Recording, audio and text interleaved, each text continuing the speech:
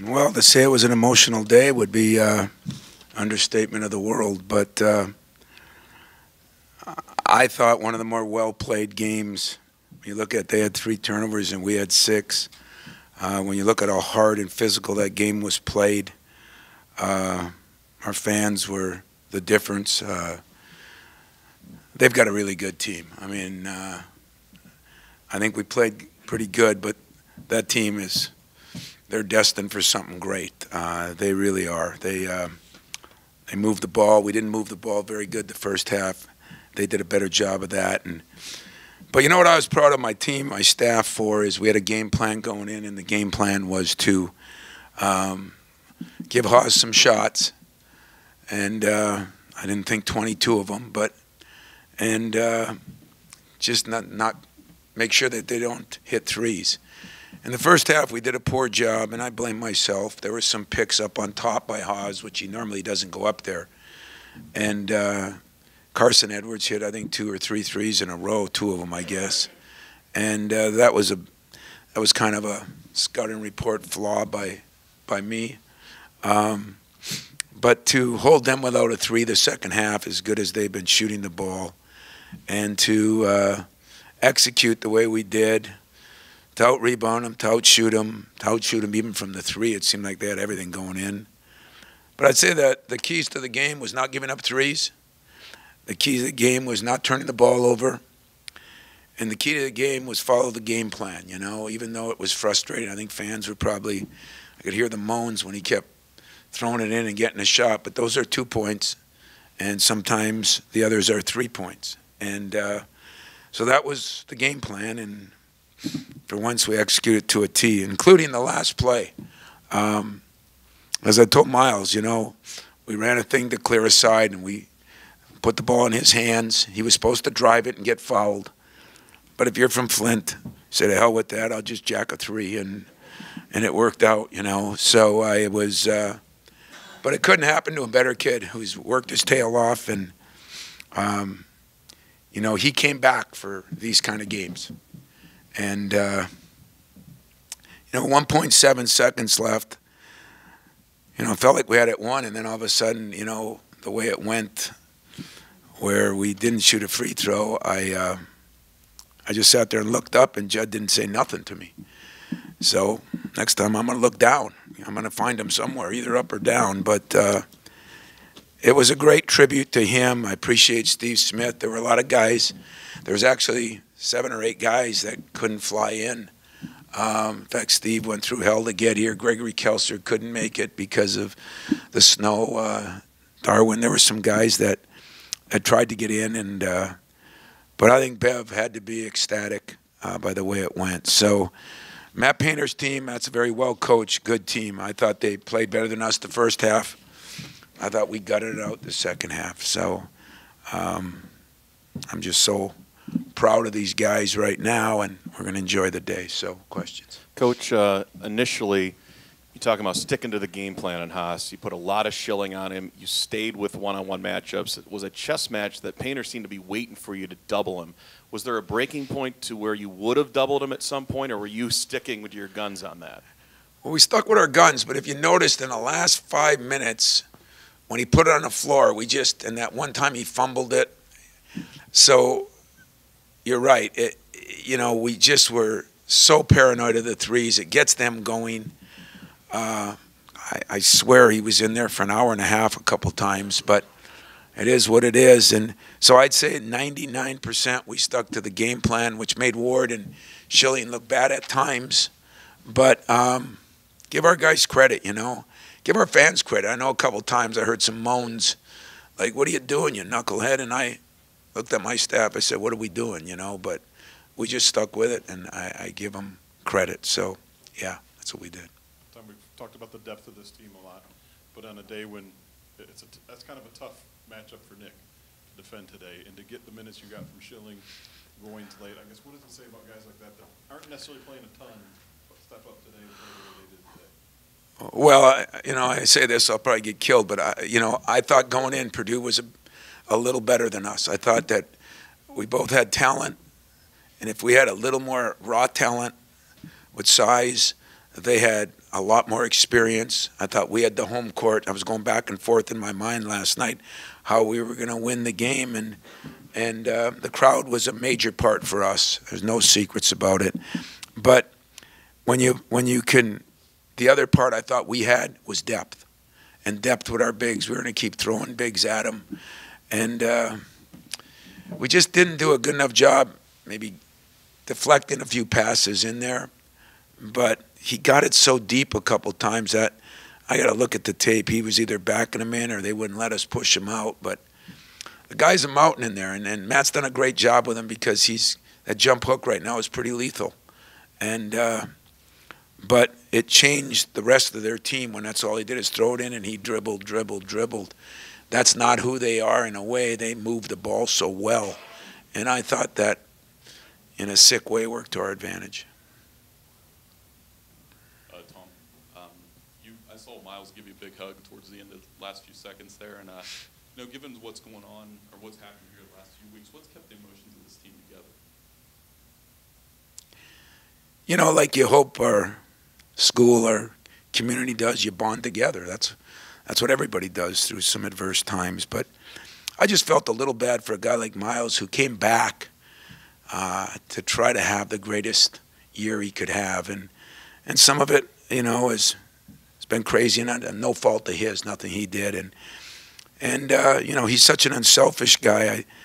I think you're seeing, I picked a bad couple of words over the last couple of weeks and different things, but one with him was be more of a jerk, instead of being maybe more aggressive, more this. But I think he's really starting to become more aggressive, and he wanted that ball, and I wanted to give it to him, and I just was happy for him. I mean, he came back to be in these kind of games. He came back to try to help us, win a championship of some kind, and we got a lot of games left, and there's a lot of things to go on yet. But Miles, he got what he deserved today because he made the big plays, and the place was electric for him. For all our guys, I thought the place was great, but I'm happy for Miles. Tom, talk about Schilling's defense on Haas's last shot where he seemed to push him out a little bit more, and you talked about championships. How pivotal could this game be for Big Ten regular season, top seeding, and all that? Well, as you know, I mean, we got some big games left, and all of ours are on the road. But at least we give ourselves a chance. And you guys that have been around me a lot, I've always said that you want to be in a position in the last 2 weeks. You want to be in a position to mathematically be able to win a championship. And there's been some bad years, average years that we've had, and we've been in a position. 1 year we were 11-6 in the league, and we had a chance mathematically. So that gives us a chance. There's so much left, and I guess we still need some help. But hell, we needed some help in 2001, got it. We needed some help in '99 and got it. When you play in a conference like this, you don't do it on your own. You'd like to have everything in your control, but that's not the way it is. So this gives us another chance, a kind of a time to hopefully build a little bit. That was an NCAA deep tournament game. And what I like for us is it proved that we can play different ways again. The best teams I've had here, we could play fast, we could play slow, we could smash mouth, we could finesse, we could do it on the rebounding, or we could do it on the shooting. And in this game, we've been a fast break team, and we got a few. But, I think what won us the game was our depth, 24-7 points off the bench, and following the game plan, and a star took over the game. And that's kind of what you need in a tournament setting. At the same time, that is the best team I think we've played against. I love the way those seniors react. I love what they do. Every one of them does something good. And I think that is definitely, in my humble opinion, a team that has a chance to make a deep, deep run and be a Final Four team. And, the other cool thing for me is, we the first guy I called when I knew about the Judd reunion, or the Judd, honoring Judd, was Gene Cady. And then my guys picked Purdue as the game to do it. You know, my guys, just because of our schedule, it was the only Saturday game and whatever at the right time. And so Gene came in a couple days ago, and I spent some time with Gene. But to think that, how neat is it that Judd had me hired a year before, Gene had him hired a year before, and we're both competing at a very, very high level. I think that's a great credit to both of our mentors, more so than us. Tom, at practice on Thursday, several of your players mentioned that they wanted this game for you. And I'm curious, can you take us in the locker room after they got this game for you? You know, I hope it wasn't for me. I hope it was for, as I said, our survivors, our people, our community, our school. But I hope it was for them too. You know, I get a chance to play in a lot of these over my career. And maybe not many better than today when you look at the crowd, you know. In fact, at our rebounders, they asked Gene Cady. They said, what was your toughest loss? And Gene said, well, when we had Big Dog, we got beat by Duke in the Elite Eight to go to a Final Four. And then he looks at me, but very close behind was when we got screwed by the officials here in 90 or whatever, you know, and when DJ made the steal, or 89-90, the first year of this building, we had that epic win. And then I laughed and I said, yeah, but just think of the mistake I made a couple of years later when I raised the banner before the game. And so, you know, Gene, there's been a lot of interesting moments, but the job that those two men did for not only our programs and our schools, but for Matt and I, and to think we're both sitting here playing for a lot late in the year, I'm sure Matt would agree, is a great testament to those guys, and that I appreciate. Hey, Tom, Bridges made a big shot, but you're always looking for guys that show more grit. In the first half, he was chasing Matthias around and had to around the screen. Did he latch on a little bit more in that regard, away from the ball? He did. He got lost a couple times in the beginning, which is one of Miles's issues. You know, sometimes he's going hard, but you know, it's funny because I had so many different guys that made plays. But Miles made the most plays and the biggest plays.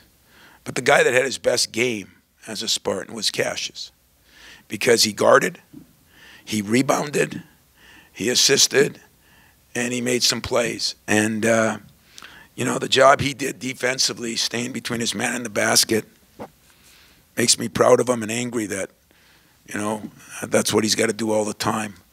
But so those two guys, you know, did a lot. You're right about Schilling. You're right about, you know, Nick did some good things.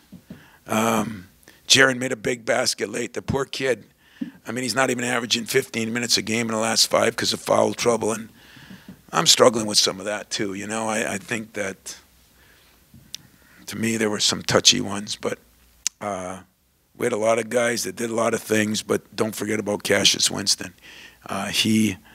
You know, and what I like, I'm hard on Cassius. I'm hard on my point guards. I always have been, and I always will be. But he's starting to learn how to respond. He came over. He's talking to me, giving me plays that he thinks would work. I mean, I sometimes forget he's only a sophomore. Just that I don't have time for him to be only a sophomore, because I think we got a team good enough to do some damage. And you challenged him with extra minutes, too. Yeah. And that's what I said. He not only played with extra minutes, but he played with some energy. I mean, before the game, halftime of the game, in the huddles, he better watch out, because he's going to become what I want him to be instead of maybe what he thought he wanted him to be. But he was really, really good today. Tom, back here. We were kind of just rapping about it before you walked in here. Biggest home win since maybe that 89-90 Purdue game, in your opinion? Man, I never thought of it that way. I think the crowd was just crazy, you know. As far as two teams at a very, very high level, I think it probably could. I'm sure I'm missing some games here and there. That's the advantage you've had when you've been around a lot of years. There's a lot of big games, a lot of good games. But this one, because mostly because I had so much respect for my opponent. But also, like I told my guys at halftime, I didn't think we played very good, and we were only down 5. Now, at the same time, I don't know what Matt thought of his, but that bucket by Cash right before the buzzer was a big one. And we just kept saying if we take away the threes. And we did, and then Haas kept draining shot after shot. So it was a big win. It was a big game. The crowd, does deserve a lot of credit. I say that because I was standing down there, and it was crazy, and a good crazy. When the game was cinched, you looked right up into the air for like 10 seconds, and I know you weren't looking for birds in the rafters. What was that moment like?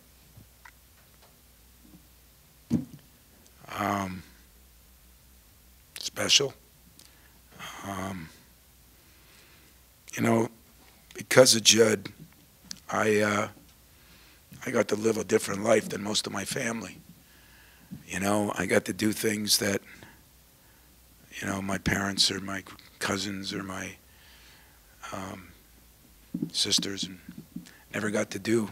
And they got to do some of them thanks to Judd, too. He helped them, too. But, I was thinking to myself what I said the other day that Judd, last parting shot, it's up there in the video, was, how do you want to be known?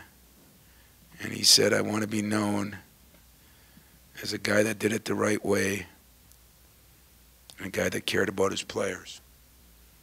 And I was thinking to myself, how well said. And probably a lot of us could learn from that. He calls you so much after the games. Was there any part of you that felt, we got to win this game? Yeah. Yeah, I got a chance to meet with his wife and Don Munson and Gene and some of those people before the game. And, I know it wouldn't have mattered to them. But the crowd, I heard halftime was great. I'll get to watch it on video. But hell yeah, I wanted to win it for him. I mean, that was his kind of game. You might as well just remove Matt and I and put Gene and Judd in there. Have Clem Haskins scouting, and we could have really had a war like in the old Big Ten times. But yeah, I wanted to win it, and I think it was won in the right way. And if I was Matt, if there's such a thing of losing it in the right way, it was a fist fight. It was a war. But his team, remember I said this to you, that team's a Final Four team. I don't want to put any pressure on them.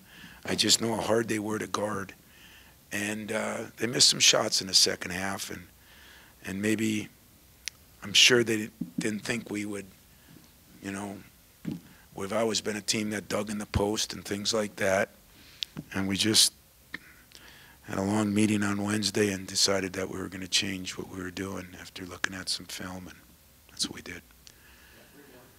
You got 9 turnovers between 2 teams. You talked about that going in, that was going to be something that was critical. I mean, the turnovers, yeah, and we had 4 in the first, I heard 8 minutes, and then 2 the rest of the game, and only 1 the second half. And for us, that's like Christmas, 4th of July, and any other major holiday rolled into one. For them, it's kind of the norm. And that's why what I thought as I looked at this, if you look at the 2 teams stat-wise, they're very, very, very even. They're a little better three-point shooting team. We're a little better defensive team, as far as stat-wise. But I thought what makes them tough is they don't foul much, and they don't turn it over at all. And we know that's one of our problems. And so to be able to have a game where there were 6 and 3, and I don't even know the fouls, I think 12 and 13 or something. I guess everybody played the way you needed to play, and we were fortunate that a couple shots went in. But that is a good, good basketball team. Considering how good you think they are, Tom, we just talked the other day that your team had not reached its ceiling. Is this the best your team has played this year?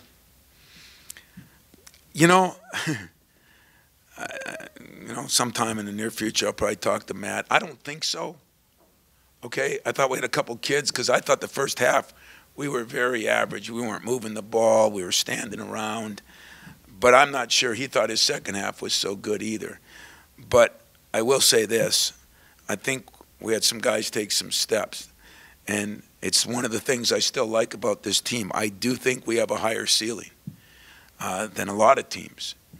But whether you get there or not is a big key. And did we take a step in the right direction? If you beat a team like Purdue, even though it's at home, those seniors are solid, boy. They're solid. I think we took a step. Tom, you mentioned Miles Bridges showing more aggressiveness. He wanted the ball. You wanted to give him the ball. How can you tell now when he wants? Is he being more vocal about wanting the ball? How do you tell now? You know, when he very wants? seldom does he ever. Twice in the huddle today, he said, "Get me the ball." I said, "Yes, sir." But that's not his style. You know, I said, "Miles, we're going to you." Now I said, "You either got to get fouled or get a wide open shot. But I'd like you to take it to the hole and get fouled." So it just still proves he's kind of disrespectful. And he kind of said, "The hell with you, and I'll do what I want to do." But in all honesty, it was the right play. They backed off him. We cleared that side. I really thought it was going to work. And I was standing there where I was standing. I could see it going right in. And it was just one of those plays like Valentine's on Valentine's Day, only this one's a little bigger. For a guy that I've heard so much about, whether he's good enough, whether he's this, whether he's improved, whether he's improved a lot. He's just got a better team around him. So he doesn't, you know, how efficient, 9 of 14, 2 of 4, you know, still going to get on him about getting to the free throw line and that. But he had a guard today. That's the step he took today. Matthias, you know, I love that kid. He's really good. And early he caught Miles twice, and Miles did a much better job. He told me at halftime he's not getting another shot. And that's the part of Miles that I'm really starting to appreciate and enjoy. And so listen, I appreciate our crowd, and I appreciate the fact that we had so many guys that I think had an interest in what Judd Heathcote was all about. When players came back yesterday to practices, and when I talked to my team before it, I said, "Most of you don't know him, but I'll tell you what he stood for." And I thought they played to that better than I thought they could. So thank you very much.